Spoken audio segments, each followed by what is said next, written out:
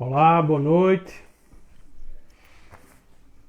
Boa noite, pessoal. Boa noite a vocês que estão ingressando aqui na nossa live de hoje. Sejam muito bem-vindos. Esperar aí o pessoal chegar, né? Hoje nós teremos mais uma live dessa maratona de lives que antecede o segundo Congresso Paraibano de Direito do Trabalho.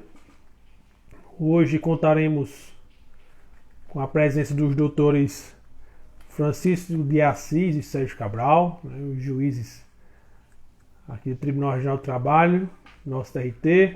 O doutor Sérgio já está aqui.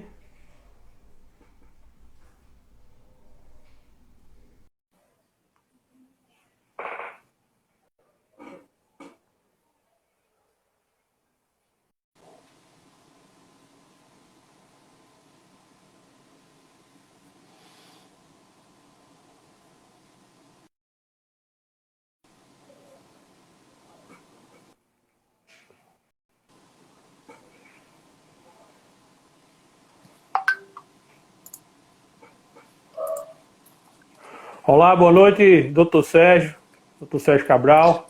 Opa, boa noite, tudo jóia? Tudo bem? Tudo bom, tudo bem. Tranquilo. Cadê o professor Francisco? Vamos lá, estou lançando o convite para ele aqui. Ah, tá jóia. Para ele e para a Rafaela participar também. com você aí pela participar com você aí pela primeira vez. É uma grande honra. Fala, Chico. Professor Chico, Boa Francisco. noite, amigo. Tudo jóia? Boa noite. Tudo Boa tranquilo, noite, doutor Francisco. Tudo jóia? Tudo bem? Boa noite. Boa Tudo noite. bem, tem um pequeno atraso, mas problemas de conexão, mas fazer o Só quê, né? dessa forma pra gente se encontrar, né? Uma pandemia dessa aí. Exatamente, meu amigo. Saudade de todo mundo, né? A gente aí tá conversando isso até num projeto, inclusive vou falar sobre ele hoje, que a gente lançou no tribunal. Estava falando com o presidente Leonardo, sobre isso, sobre essa saudade que temos um do outro, e eu acho que o quanto essa pandemia nos afastou, mas de alguma forma também nos uniu, né? Nos uniu porque É verdade. às vezes a gente trabalhava, o Sérgio sabe disso, a gente trabalhava no mesmo fórum. Quantas vezes a gente se encontrou no fórum de João Pessoa, Sérgio? Nem. Zero, né? Nenhuma. Ninguém. Tem um elevador, sobe lá, eu subo pelas escadas. Todo mundo acabou, corrido. Né? Todo mundo corrido, hein? A gente Verdade. acaba se vendo mais por aqui do que em outro canto. Doutora Rafaela, eu estou tentando lançar o convite para você aqui, sendo que o Instagram diz que somente 3 convidados podem entrar na sala ao vivo. Antes era Prazer, 4, o Instagram hoje está Meio complicado. tirando onda com a gente aqui. Uhum. Eu vou pedir licença para cumprimentar meus alunos aqui, entraram alguns, acho que a Agnes está aqui também, né, Agnes? Quanto tempo, meu amigo? Tá bom? Dayana, tudo jóia? Um bocado de gente aqui da Facisa, né, e também amigos também de fora. Doutora Rafaela, realmente hoje está um pouquinho burocrático, né? O Instagram está um pouquinho burocrático, não está querendo deixar você entrar aqui, mas eu vou dar início então à nossa live, já que o momento é curto, né? Apenas 1 hora de live. E aí eu vou, no decorrer, doutora Rafaela, eu vou tentando chamá-la aqui, né? Quem sabe o Instagram coopera com a gente e deixa participar dessa conversa. Bem, mais uma vez, queria desejar boa noite a todos, né? Boa noite a todo mundo que está assistindo nossa live, na pessoa do doutor Francisco de Assis e do doutor Sérgio Cabral. Queria dizer que é uma honra estar com vocês aqui nesse momento, com 2 figuras tão ilustres aqui do direito do trabalho, né? São juízes aqui do nosso Tribunal Regional do Trabalho. Para quem não me viu aqui ainda na live, eu sou o professor Renato Gama, eu sou advogado trabalhista aqui em Campina Grande. Já tive o prazer de fazer audiências tanto com o doutor Francisco quanto o doutor Sérgio, né? De ler artigos de autoria de ambos. E, repito, é uma grande honra estar aqui com os senhores nesse momento, né? Para discutir algo tão importante, principalmente para esse momento que nós vivemos de pandemia, que terminou, os doutores estavam falando, né? Caramba, quanto tempo a gente não se vê, não se comunica, né? E a tecnologia termina tendo um papel fundamental nessa tentativa de aproximação, principalmente no toque dos processos. No começo da pandemia, no ano passado, nós que nunca passamos, né, principalmente nossa geração nunca passou por um período tão complicado como esse em relação à saúde, né, uma pandemia como essa. E aí a tecnologia tem aí, dispersa um papel fundamental nessa situação.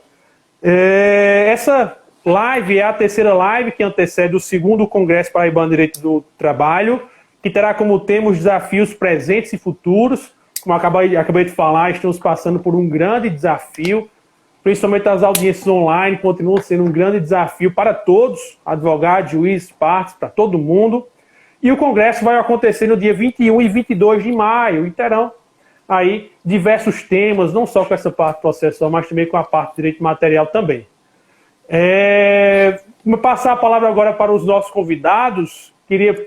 Assim, vamos começar pela ordem alfabética, então, doutor Francisco, né? Muito boa noite. Boa noite a todos, né? E novamente, agora oficialmente, né? Começando nossa fala aqui agora. É um prazer.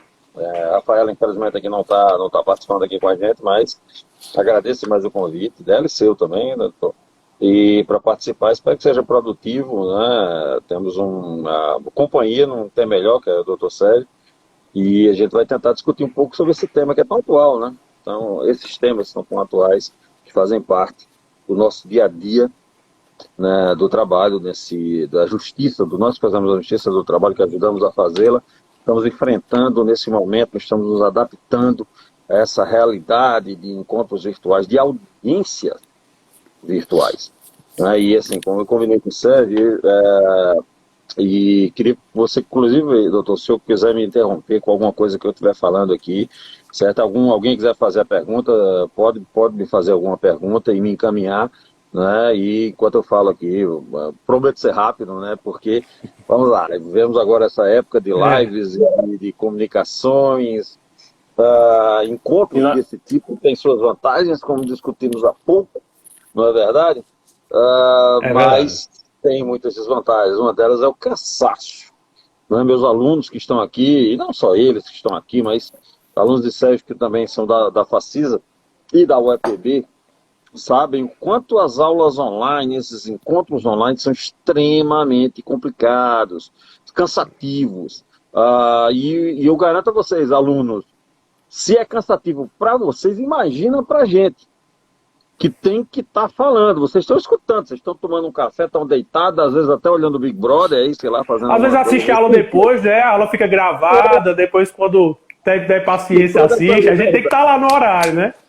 Exatamente, tem que falar mesmo e tal, e tentar animar, né? Eu gosto de fazer assim, no meio da aula, para ver se anima o pessoal. Gosto de dizer que as aulas, viu, Sérgio, eu digo que são encontros espíritas, não é verdade? Assim, tem alguém aí falando, alguém está me ouvindo, manifeste. É muito desgastante mesmo. É terrível. É verdade. Mas assim, quebrando o protocolo, né, e até interrompendo o professor Francisco aí. Eu já ia interromper também para já passar a palavra para o senhor também, doutor Sérgio. Não, boa noite ao senhor também. Sérgio. Professor Tu tá velho também, cara. Senhor mesmo, velho. Não tá assustando, você tem que assumir, né, doutor Francisco? É uma satisfação participar aqui. Dou uma boa noite a todos aí. E assim, a respeito do mundo. Eu tinha feito uma promessa a mim, sabe? Assim, eu estava até falando com o professor Chico aí que até o mês de agosto eu ia meio que ficar um pouco nas redes sociais. Então eu recebi o convite recusado da doutora Rafaela e casou também com a publicação de uma decisão recente do Supremo em relação à competência da Justiça do Trabalho, que me preocupou bastante. Então eu digo, não vou quebrar essa minha promessa a mim, né, de desconectar, de não participar desses eventos. Deixei de participar de alguns congressos aí, alguns eventos de TRTs que me convidaram, mas fiz questão de estar aqui por conta desse momento, que para mim é preocupante. Nós dividimos, né, quando a gente conversou a respeito dessa live, aí, eu e o professor Chico, né, vamos quebrar um protocolo aqui, eu e Chico, e a temática seria o futuro da Justiça do Trabalho. E aí nós pensamos em tratar em duas perspectivas. Porque o futuro da justiça do trabalho a gente pode tratar em várias perspectivas, mas nós vamos focar em duas perspectivas. Uma que eu até reputo positiva em relação a inovações tecnológicas, que é a área do professor Chico aí, que ele vai falar algumas questões. E a outra é a questão da competência material da justiça do trabalho, que eu queria realmente compartilhar aí com os amigos, refletir juntos a respeito de uma recente decisão que me preocupou do Supremo em relação ao justiça do trabalho. Foi nessa perspectiva, professor Renato, que a gente dividiu aí essa conversa, esse bate-papo, essa conversa informal. Mas aí eu devolvo a palavra aí para você conduzir como você quiser, né? Se quer começar pela questão da competência, se quer começar pela questão das inovações tecnológicas. Bem, o nosso tema é justiça do trabalho, competência e novas tecnologias. E aí eu passo a palavra para quem quiser começar, né? Talvez a decisão recente do STF foi sobre a competência. Nós estamos passando, como eu disse, por uma cobrança grande em relação à tecnologia. Os doutores fiquem à vontade. Doutor Francisco, doutor Sérgio. Vou começar, Chico. Eu começo, você que sabe. Eu posso começar, né? Pronto, doutor Francisco, então começa. Falar um pouquinho, né? Como a gente combinou um pouquinho antes, e eu garanto, novamente prometo a todos ser rápido.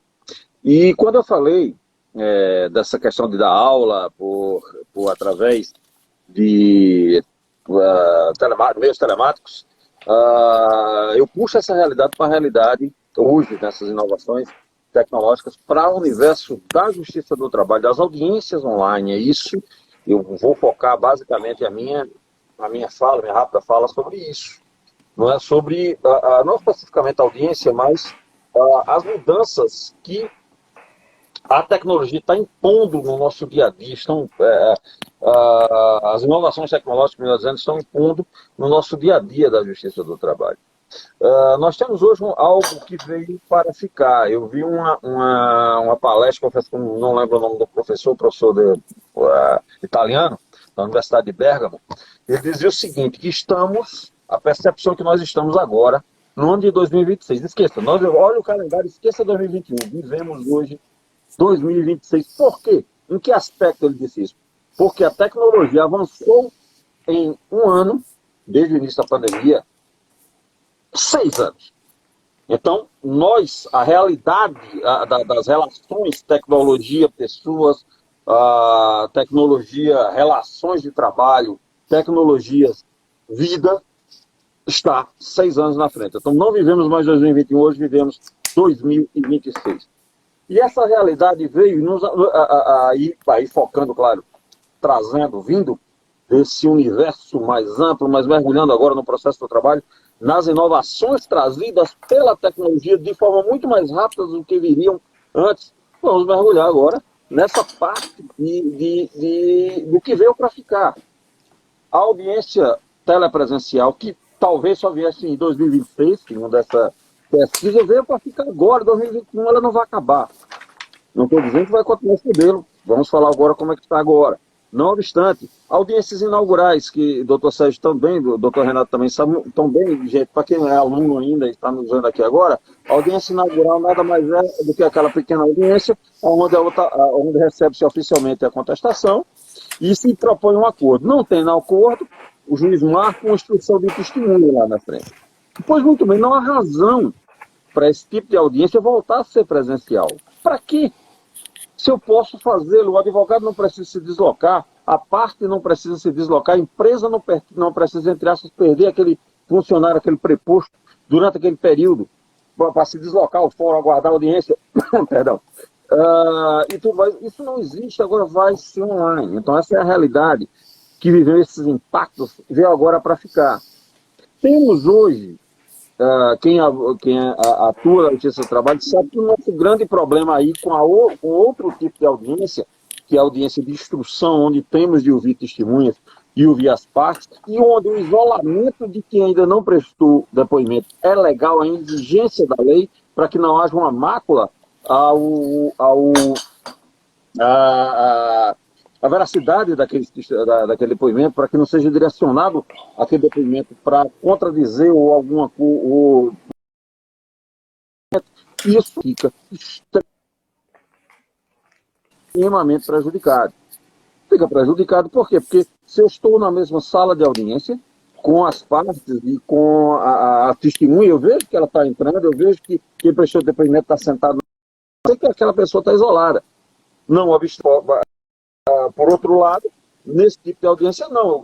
A testemunha pode estar olhando para a tela e está o texto se surgindo na frente da tela, fica olhando a câmera, mas está lendo o texto que o advogado, por exemplo, o advogado malicioso queira que aquela testemunha minta, ou então siga aquela linha que ele falou.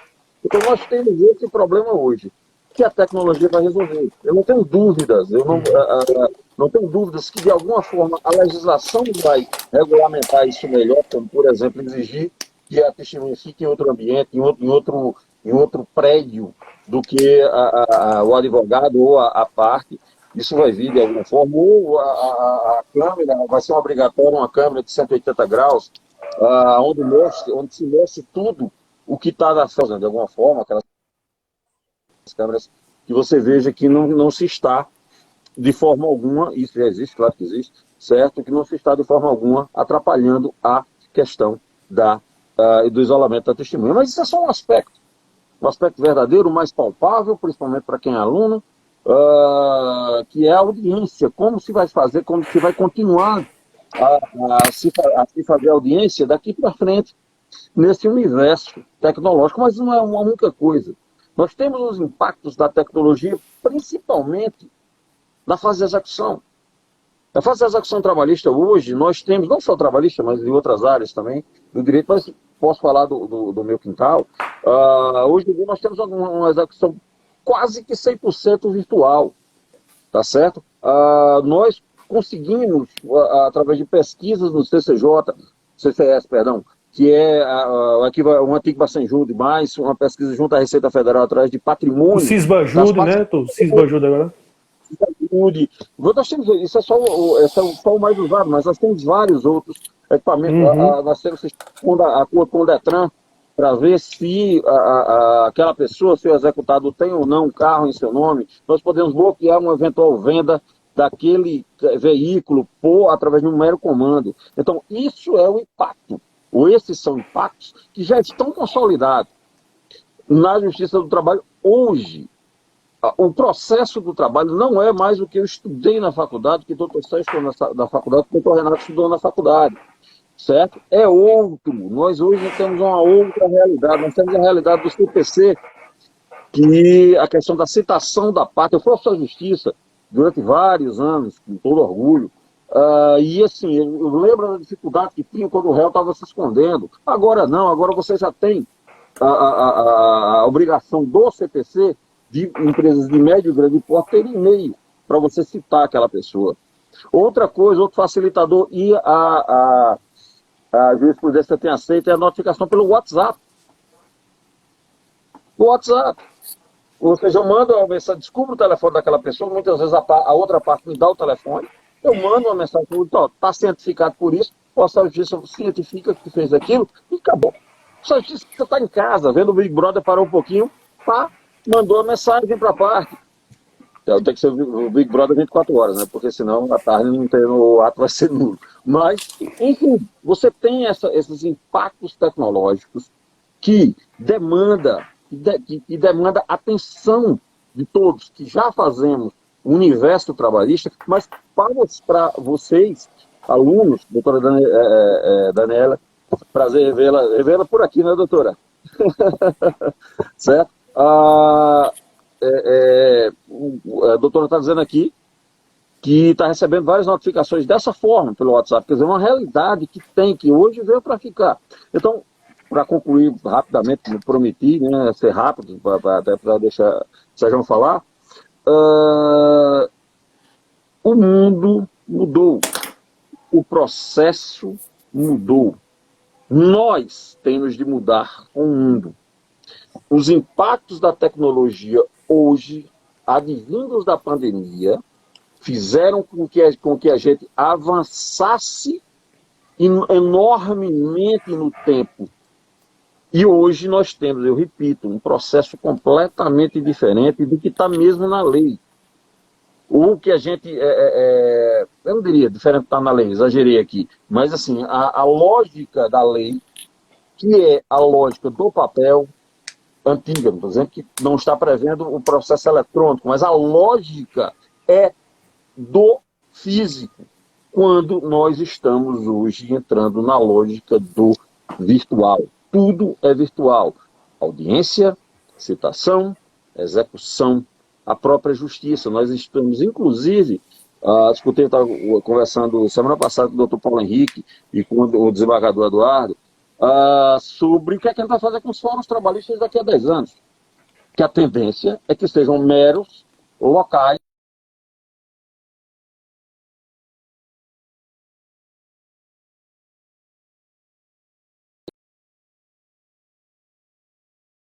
Tá bom? Eita, acho que o Renato deu uma saidinha. Acho que o Renato deu uma caída, né? Não sei. Caiu, então, eu acho que ele caiu. Mas aí, fica à vontade. Não, mas, pois é, pegando esse gancho na tua fala aí, Chico, você veja que carcatória hoje praticamente não existe para ouvir testemunha, né? É só mandar o link, né? Testemunha, e muito menos rogatória, ela pode estar no exterior, né? Isso vai ser uma realidade cada vez mais comum para a gente, né? Mas assim, enquanto que nessa perspectiva de tecnologias, de avanço no acesso à justiça, pela perspectiva virtual, a gente só tem a comemorar aí, embora, né, faço até uma ressalva aí que a gente tem sentido muito na pele, que é a questão da qualidade da internet, viu? Tanto ministrando aulas, né, quanto em audiências virtuais, né? Então, assim, a gente vai precisar de ter uma internet muito boa para funcionar melhor esse mundo virtual aí. Agora, pois é, doutor Sérgio, até a minha conexão ficou um pouco ruim, eu não sei se o doutor Francisco falou. Ele falou aí. O doutor estava falando sobre a tecnologia em relação à audiência e execução, e a gente percebe também uma facilidade maior no acesso à justiça.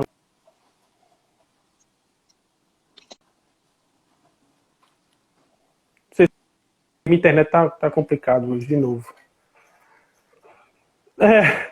Não, em relação... exemplo prático, você está mostrando a prática. A segunda e a terceira instância, doutores, porque, por exemplo, você, para um advogado lá de Cajazeiras, vir fazer sustentação oral em João Pessoa, ou então você que tem demandas em outros estados, ir fazer sustentação oral no TRT, ou até mesmo no TST, o gasto era muito grande. Muitas vezes a gente até abria mão. Não, eu vou interpor o recurso, mas o meu cliente não tem condições de bancar uma diária, uma viagem, uma passagem de avião, e ficava sem a sustentação oral, que é muito importante, né?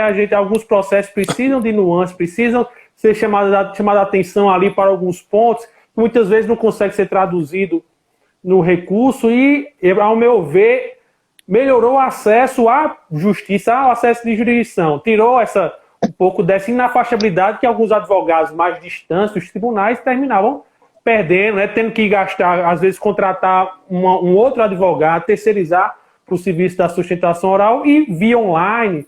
Nós temos hoje os cartórios online, né, o atendimento pelo WhatsApp aqui no nosso tribunal, um balcão virtual com sessões, doutor Sérgio, até mesmo com ministros, a gente consegue agendar e ter uma conversa. Assim, a segunda e a terceira instância, eu acho que ganhou tá, às vezes até mais do que a primeira nesse sentido.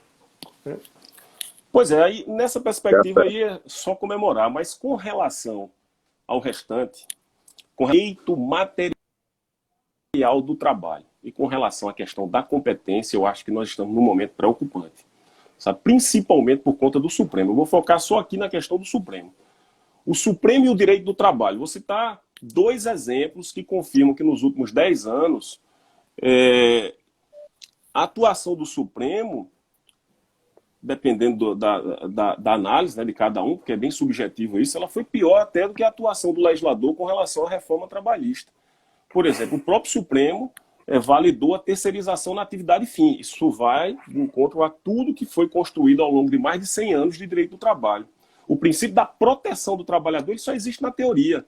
Por exemplo, na questão da prescrição do FGTS, que é um outro tema de direito material, o Supremo foi lá e disse, não, é quinquenal. E não trintenária, como está expressamente previsto em lei. E o artigo 7º ele diz lá, são direitos dos trabalhadores urbanos e rurais, etc. e tal, além de outros que visem a melhoria da sua condição social.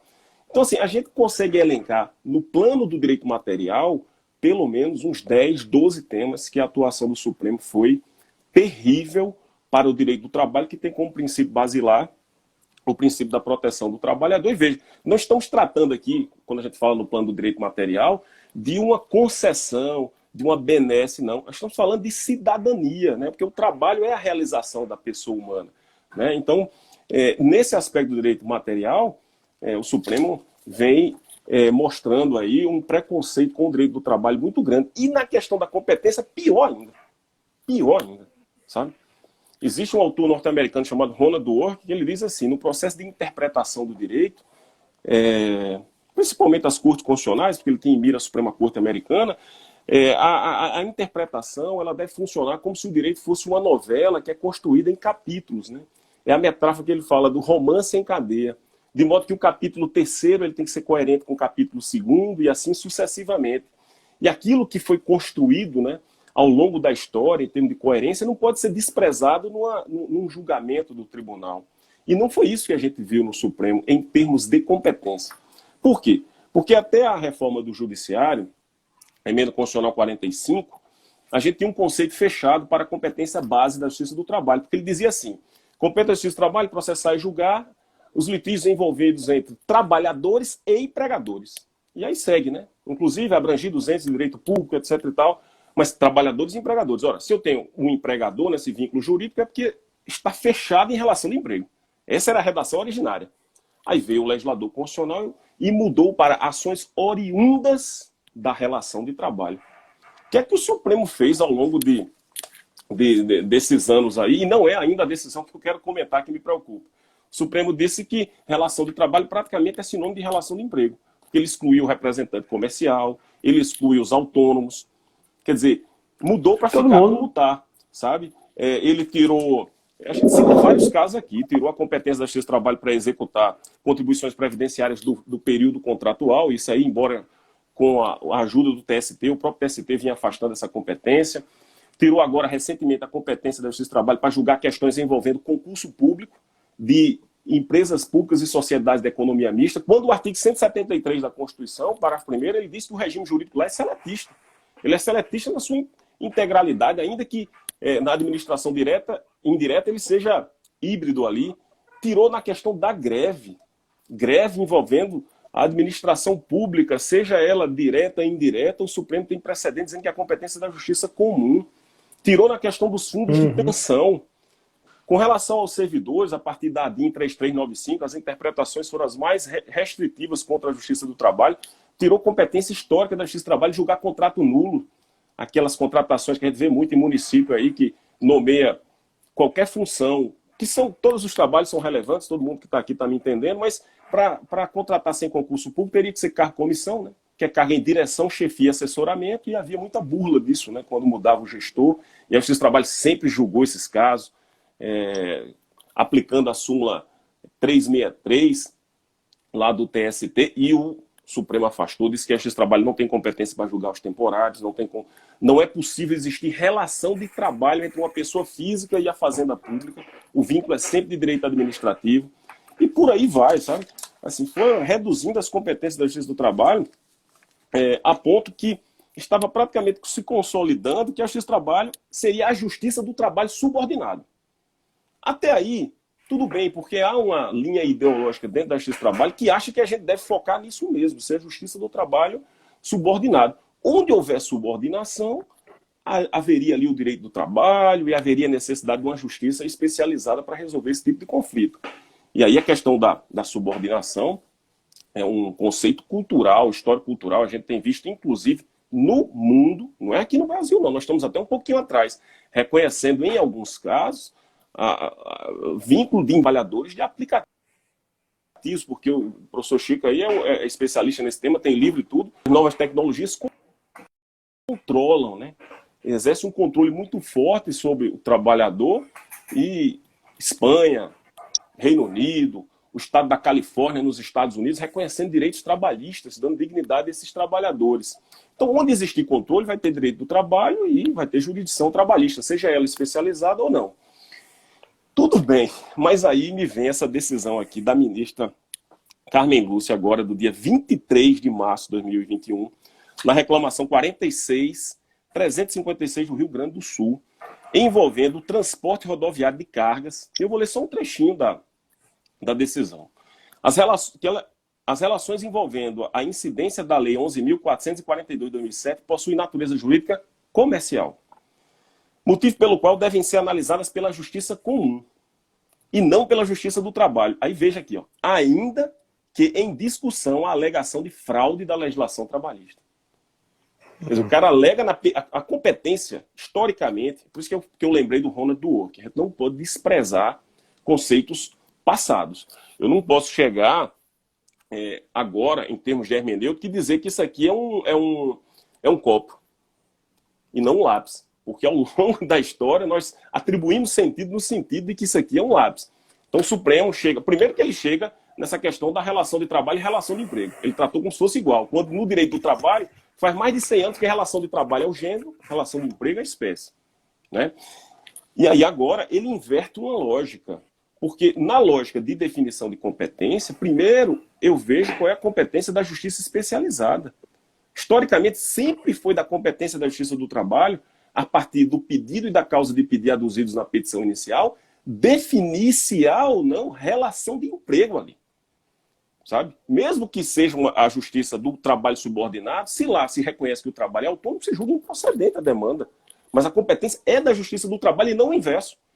Por essa decisão, se ela se expandir para outros casos, basta que eu faça um contrato formal de natureza civil ou comercial para eu tirar a competência da Justiça do Trabalho. Você vai ter que ir para a Justiça Comum, para o juiz da Justiça Comum, dizer que houve ali, no caso concreto, se for o caso, obviamente, o preenchimento dos pressupostos fáticos jurídicos da relação de emprego. É uma inversão completa de valores, sabe, em relação a esse tema. Desde que a Justiça do Trabalho existe, né? Vou falar aqui, no mínimo, como enquanto ramo do Poder Judiciário da União, que foi em 46 que foi instituído, a lógica sempre foi, sempre, é por isso que não se pode desprezar a história, né? Sempre foi da justiça especializada definir, né, se a competência é sua ou não é, e não o inverso como está agora. O legislador já tinha tentado isso quando ele mudou o parágrafo único do artigo 442 da CLT, dizendo que não tem vínculo de emprego com as cooperativas. Né? Quer dizer, agora, se seguir essa lógica, basta que eu faça um contrato autônomo e eu tirei praticamente essa discussão de fraude à legislação trabalhista da Justiça do Trabalho. Então é muito preocupante. Nesse caso autônomo, a própria reforma já vai, já que a exclusividade do autônomo para determinados clientes não ter o vínculo de emprego. Cortou um pouquinho a conexão.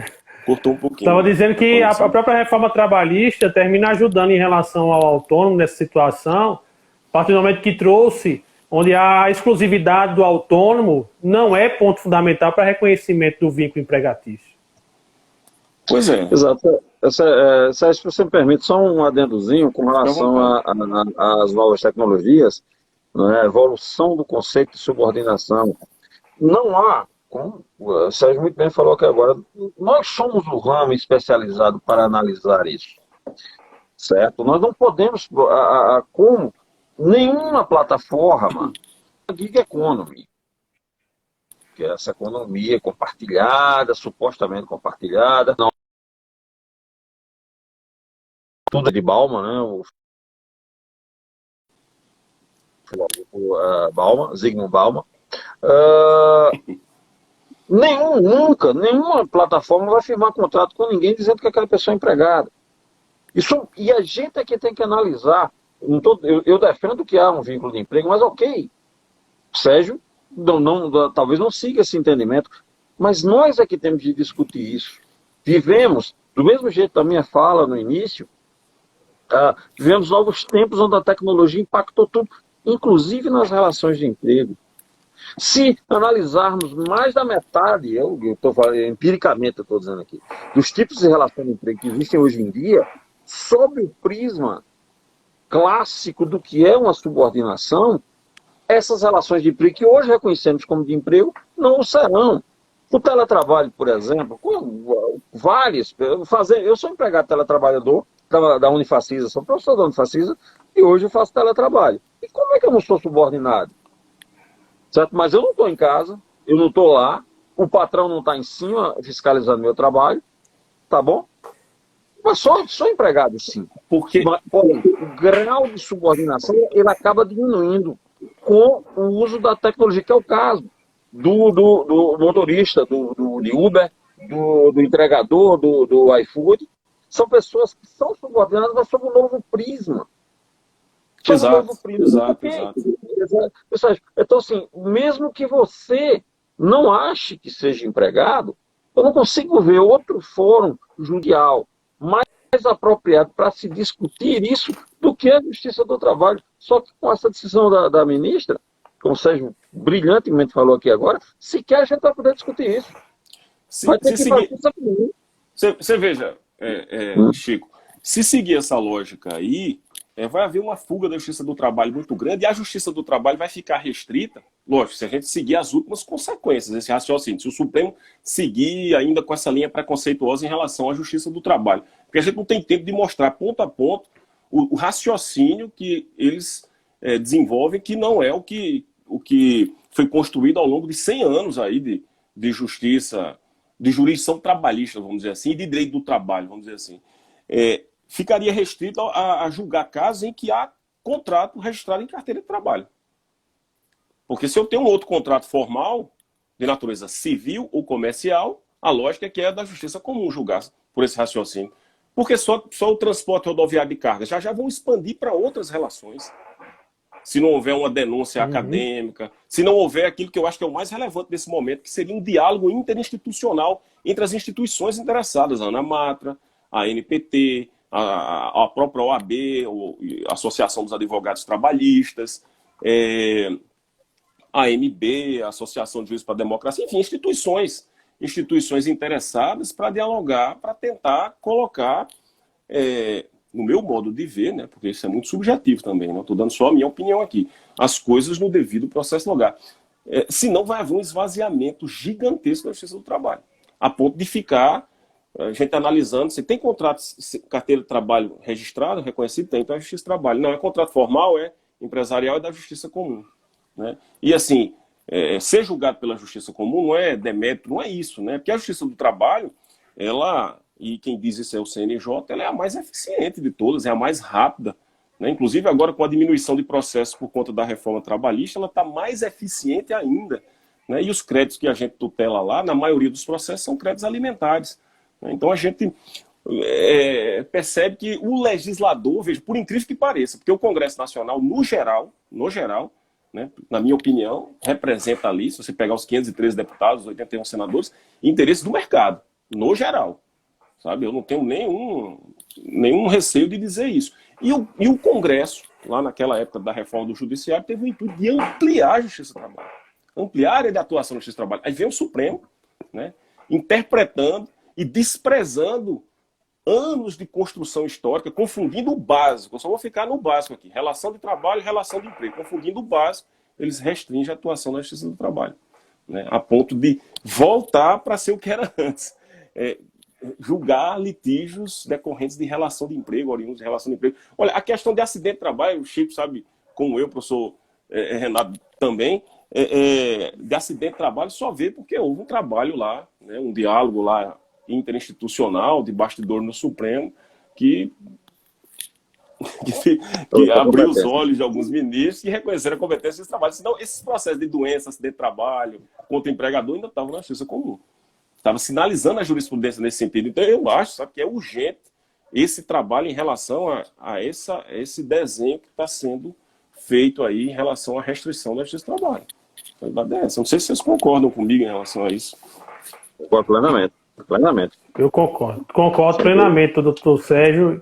Eu acho que, como o doutor falou aí, a emenda constitucional 45, ela tentou ampliar, né, justamente falando que compete à Justiça do Trabalho, se não me engano, o artigo 114 da Constituição Federal, que nos fala que, logo no inciso 1º, inclusive envolvendo a União, Estados né, municípios, suas autarquias e fundações, começando logo, né, eu acredito que o doutor Sérgio falou que realmente a interpretação do STF, ele tende aí às tendências do mercado, mas começou, eu acredito, levando também em relação aos interesses.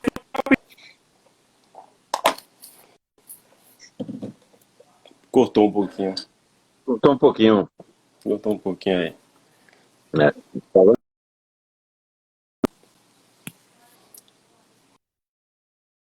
Minha conexão está complicada. Não, mas tranquilo. Eu estava dizendo assim que no começo da emenda constitucional 45, o STF começou a dar, por exemplo, já tirou os servidores públicos da competência da Justiça do Trabalho, que é um tipo de relação de trabalho, né? Então já começou ali, foi tirando e aos poucos realmente vem tirando tudo. A última que teve agora, já também em relação aos servidores públicos, eu acredito que foi o enunciado 994 do ministro Gilmar Mendes, em relação à competência dos sindicatos dos servidores públicos. Né? Também foi retirado, também é da Justiça Comum e é recente. De pouquinho em pouquinho, de julgadinho em julgadinho, de pouquinho em pouquinho, sabe? Eles vão diminuindo. E o que me deixa também triste, doutor Sérgio, doutor Francisco, é que nós temos ministros de base trabalhista. Né? O ministro Marcos Aurélio, a ministra Rosa Weber, o próprio ministro Gilmar Mendes, se eu não me engano, ele era procurador do trabalho. Né? Não, ele foi advogado-geral da União e procurador da República. Ah, é verdade. Mas a ministra Rosa Weber era juíza, inclusive juíza do trabalho, e o ministro Marcos Aurélio, aí esse sim era do Ministério Público do Trabalho, né? O ministro Marco Aurélio, sim. Exato. E se a gente vê realmente essa tendência em relação à Justiça do Trabalho, concordo. Lendo os votos dos ministros do Supremo em alguns casos, a gente tem uma nítida impressão que eles acham assim, a Justiça do Trabalho só julga a relação de emprego, só aplica o direito do trabalho, não é possível estabelecer um diálogo de fontes ali. A jurisprudência é tão, assim, entre aspas, com devido respeito, assim, meio maluca essa jurisprudência do Supremo, que quando se trata de litígio coletivo envolvendo meio ambiente de trabalho, quer dizer, questão de saúde e segurança do trabalho, inclusive de servidores estatutários, eles reconhecem que é a Justiça do Trabalho. O que é um paradoxo. Tivemos a interdição do IPC aqui em João Pessoa, né? Tivemos uma interdição de um órgão do Ministério da Saúde aqui em João Pessoa também, quer dizer, onde trabalham servidores estatutários, e o Supremo tem inclusive uma súmula 736 que de certo modo reconhece a competência da Justiça do Trabalho. É uma jurisprudência totalmente incoerente. Agora, ela é muito mais, se a gente for olhar nos últimos 10 anos, uma jurisprudência preconceituosa com relação ao direito do trabalho, ao direito material do trabalho e à justiça do trabalho, tratando como se fosse uma justiça de segunda categoria, sabe? Então, assim, a gente tem que fazer essa denúncia acadêmica, vamos dizer assim, para tentar mostrar, olha, a interpretação não é por aí. A Justiça do Trabalho não só julga direito do trabalho, lá no próprio artigo 114, inciso 7º da Constituição, a gente julga questões de direito público, questões puras de direito público, as ações decorrentes da fiscalização trabalhista, ali é direito administrativo puro. O próprio STF, doutor Sérgio, tem entendimento sumular em relação a ações de emissão de posse no exercício da greve. Né? Se houver exercício de greve e tiver emissão de posse, a competência da Justiça do Trabalho. Tem súmula vinculante, né, inclusive, nesse tema. Tem súmula nesse sentido, a questão da interdito para a vitória e tudo.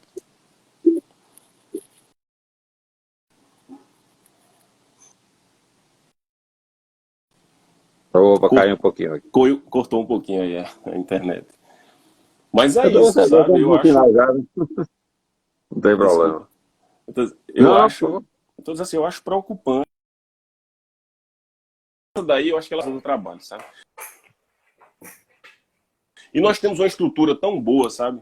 A realidade é essa. Nós conseguimos, nós temos a capacidade de absorver vários litígios que eram para o número de juízes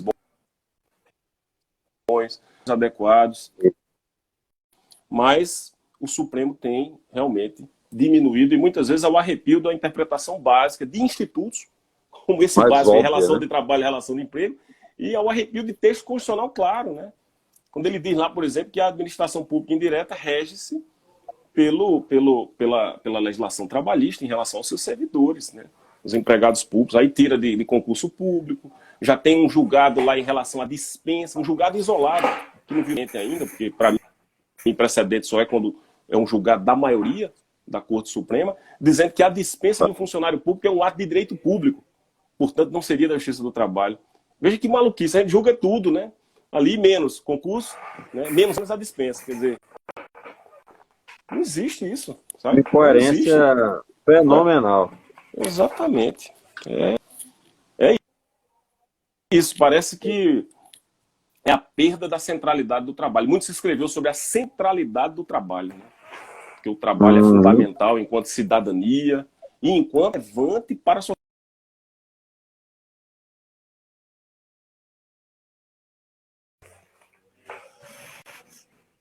Dignidade, ele dá cidadania, ele dá condições, inclusive, de desenvolver na escala social e de consumir, para fechar o ciclo, né? Mas para o Supremo parece que o trabalho é segunda categoria. É algo menor. Algo Exatamente. menor. Né? Uma atividade da menor. Constituição. Porque eu acho que é isso, eu acho que o melhor aqui não. Vamos ver o que a Constituição de Direitos Humanos dizem, né? É o ponto de partida e o ponto de chegada. Direito ficou muito, a gente vê muito isso no grupo nos grupos de WhatsApp, né, Chico? Direito ficou muito, eu acho isso, eu acho aquilo, sim, mas... E o parâmetro normativo maior, que é a Constituição, os Tratados de Direitos Humanos, né? Tem que saber o que o compromisso institucional nosso maior, que advém lá da Constituição, do poder constituinte originário, dos tratados internacionais, disciplina a respeito da matéria. Não é? Exato. E isso dá uma relevância única a isso, né? Uma relevância única. Então você está certo. Certo? Você está agindo dessa forma, com todo respeito ao Supremo, ela está descumprindo a Constituição. Quando você não valoriza o trabalho, você está falando. Para mim é um descumprimento constitucional de princípios e normas, não só normas, regras, como normas, princípios constitucionais. Exatamente. É isso. Bom, doutores, um trabalho. Muito bem, pode continuar, doutor Sérgio. Perdão. Não, só dizer isso. Eu acho que é urgente, né? Antes que essa posição desse julgado agora de março ele ganhe força e vá trazendo outras contratações, porque eles já tiraram o representante comercial. Se o cara diz na petição inicial lá, eu sou representante comercial, quero cobrar minhas comissões. Isso é comum. Né? O Supremo já tem posição nesse sentido. Então eles já tiraram isso. Eles deixaram para a relação de emprego. Aí agora, se você diz, se você afirma que tem um contrato formal lá, né, e você quer dizer que no caso concreto houve uma fraude da legislação trabalhista, eles estão mandando para a Justiça Comum, acabou esse trabalho, terminou de enterrar. Sabe? Exatamente. É urgente trabalhar com os ministros do Supremo essa questão aí, né?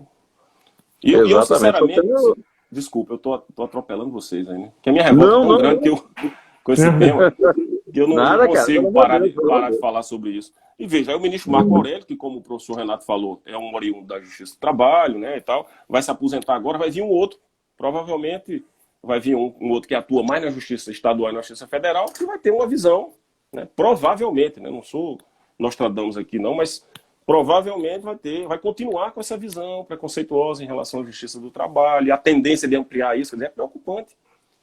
Na minha visão, para eu terminar de falar e dar a palavra para vocês encerrarem, enquanto que, sob o ponto de vista de inovações tecnológicas, nós só temos o que comemorar, né, de expansão, de facilitação do acesso à justiça, sob o ponto de vista da sua atuação enquanto competência, é preocupante, sabe? E caminhamos para um esvaziamento completo da Justiça do Trabalho. Exatamente. Em relação às novas tecnologias, eu estava até lembrando de uma live que eu assisti entre um advogado e um arquiteto, doutores, em que essa tecnologia, em relação às audiências e às sustentações orais, termina também começando a influenciar em outras áreas, já que a relação de emprego ainda é nossa competência, né, doutor Sérgio? Ele dizendo que colocou no projeto dele, por exemplo, um púlpito para suas sustentações orais. Ele preparou um local no seu escritório para fazer a sustentação oral, né, modificando até mesmo a arquitetura do próprio escritório, reservando já um IP fixo também para as audiências e para as sustentações orais e modificando, chegando inclusive a outras áreas também. Exatamente. E essa questão do legal design, né, que inclusive tem a ver com esse projeto que vamos, voltando a falar das coisas boas, né, já que Sérgio, com toda a razão, o Vinícius aqui, meu amigo Vinícius, tudo bom, meu amigo? Cidadão canadense aqui, certo? Voltando a falar das coisas boas, a gente está tentando inovar, inclusive no próprio layout das sentenças trabalhistas, né, das decisões como um todo, acórdãos e mesmo decisões interlocutórias, que haja algum tipo de mensagem mais moderna para que, seguindo a linguagem que hoje se tenta adotar, né, se adota na internet e nas demais áreas de conhecimento, de ciências humanas. Então, assim, até nessa comunicação a gente está tentando fazer.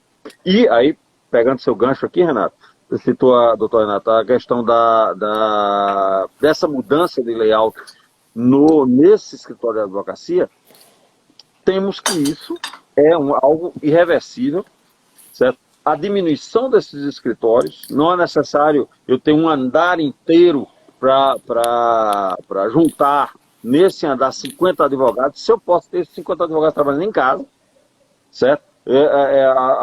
O que era uma estrutura fabulosa, que comandava uma estrutura fabulosa, enorme, hoje pode ser reduzida, violentamente reduzida, e ficar só como ponto de apoio para receber os clientes, por exemplo. Então, o impacto das novas tecnologias não é só, claro, processual, mas ataca todos os campos das relações humanas. Deslocamento de testemunha, então vai impactar, não vai haver, então vai impactar em algum grau no transporte público. A ida ao fórum, por decorrência disso. Tem muito menos gente no fórum, então se você tem um comércio ali ao redor para vender alguma coisa, água, uma balinha, alguma coisa, esse comércio vai embora, vai para outro local, porque não vai ter esse fluxo de pessoas suficiente para isso. Ter noção no fórum de João Pessoa, existe um espaço para um restaurante. Nunca foi ocupado, nem para um café. Porque simplesmente não tem fluxo de pessoas suficiente para isso. E aí eu estou falando mesmo antes da pandemia, lógico que agora que não tem mesmo. Mas antes você não tinha fluxo que justificasse um investimento de qualquer, certamente investimento privado, ninguém ia querer, ninguém quis, até hoje, acho que não vai querer usar esse espaço no restaurante lá. Então, o impacto das novas tecnologias vai além no universo jurídico como um todo, vai muito além do processo, indo desde a reforma de um escritório de advocacia até, claro, uma execução 100% online. É verdade. Eu acho que em relação às novas tecnologias, principalmente na audiência, a gente aí precisa realmente desenvolver um pouco em relação às audiências de instruções, porque, doutores, né, aqui nós temos 2 juízes, falando um pouquinho da minha categoria dos advogados, boa parte dos nossos clientes, das testemunhas, não tem acesso à internet de qualidade, muitas vezes não tem até mesmo conhecimento, doutores, né, de ter ali um celular que seja, um computador qualquer, uma ajuda.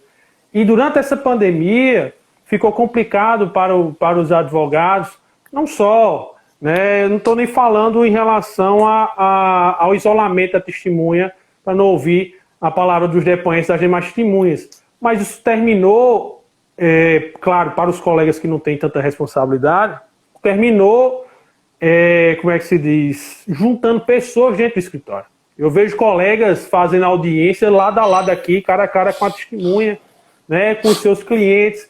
Então os fóruns esvaziaram, mas os escritórios encheram. Os escritórios encheram. Os advogados foram expostos ao vírus, muitas vezes por não ter saída. Claro que tem outras vezes, né, tentando passar por a testemunha ouvir alguma coisa, saída também. Eu acho que é algo que, como o doutor Francisco falou, é uma antecipação do que ia acontecer, é uma antecipação realmente aí do que seria, mas a gente precisa, né, de um pouco de desenvolvimento. Talvez o tribunal disponibilize câmeras para testemunha, ou então, como o doutor Francisco falou, certifique de alguma forma, monte um protocolo para que, não, olha, sua testemunha vai ser ouvida, mas que ele esteja numa sala sozinho. Eu acho que principalmente para essa pandemia deveria ter prestado atenção nisso. Olha, não deixar os advogados. Nós tivemos, só aqui na Paraíba teve uma semana que morreram 3 advogados. 3 advogados de Covid. Eu não sei onde foi que pegaram, mas existe essa possibilidade, doutor. E que muitas vezes a gente não tem saída. O escritório é pequeno, não tem internet e termina sendo esse ponto, mas eu acho que é algo que realmente vem para ficar. Como eu disse, as audiências de conciliação não vejo mais a necessidade, a importância de serem presenciais, não vejo.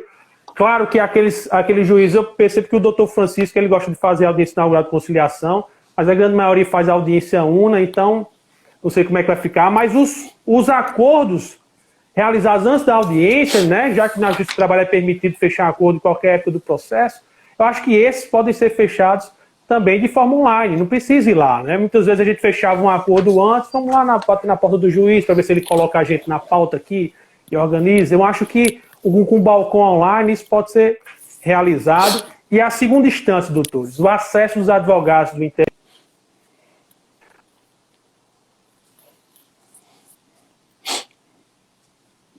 E o acesso dos advogados que tem escritório. Né? Os acessos dos advogados que têm escritório um pouco mais longe dos tribunais, né, de fazer a sustentação oral ali, realmente foi algo grandioso.